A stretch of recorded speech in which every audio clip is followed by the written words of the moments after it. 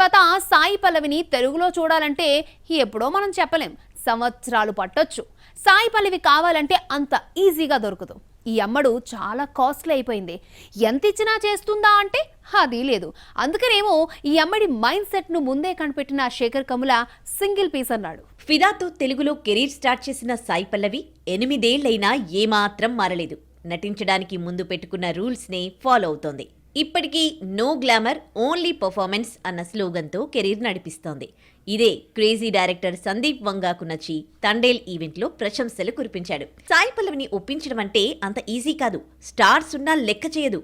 డైరెక్టర్కు ఎంత క్రేజ్ ఉన్నా పట్టించుకోదు. సినిమాలో ఎవరున్నా లేకపోయినా కథ మాత్రం ఉండాలి, తన క్యారెక్టర్ నచ్చాలి. ఈ రెండు నచ్చితేనే సినిమా ఒప్పుకుంటుంది.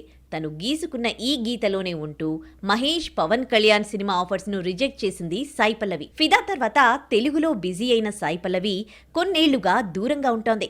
వరుస ఫ్లాప్లు రావడంతో ఆచీతూచి అడుగులేసింది.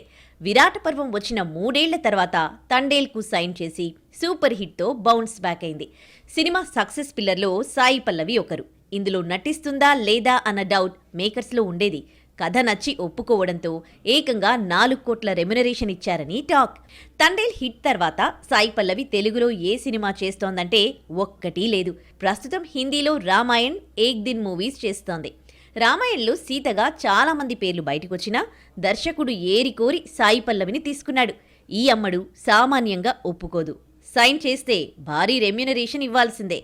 రామాయణంలో సీత పాత్రకు 10 కోట్లు తీసుకుంటోందన్న న్యూస్ బాలీవుడ్ మీడియాలో వినిపిస్తోంది. మరి తండేల్ తర్వాత తెలుగులో నటించే సినిమా ఏదో చూడాలి మరి.